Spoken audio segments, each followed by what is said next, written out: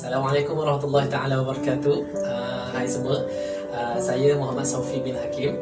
Saya datang daripada Seremban semata-mata untuk mengambil rawatan bagi anak saya dari Shuraizi di Sonotron Tawakal Bangi. Ingat tu, Sonotron Tawakal Bangi. Yang mana ini kali kedua saya telah mendapatkan rawatan untuk baby saya. Yang mana rawatan pertama ketika mana dia berusia 4 bulan. Sekarang dia dah berusia 10 bulan. Dan apa yang menariknya di sini, yang mana sebelum rawatan tu memang keadaan baby saya ni memang sangat teruk. Yang mana hingus meleleh-leleh. Lepas tu dan bunyi setiap kali semasa tidur tu, bunyi ni memang sangat ketara lah, bunyi kahak yang sangat banyak lah.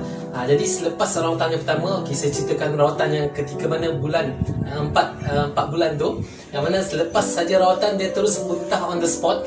Selepas rawatan terus saja muntah, dan apabila balik di rumah dia muntah lagi, dan juga dia mengeluarkan kahak tu keluar melalui najis.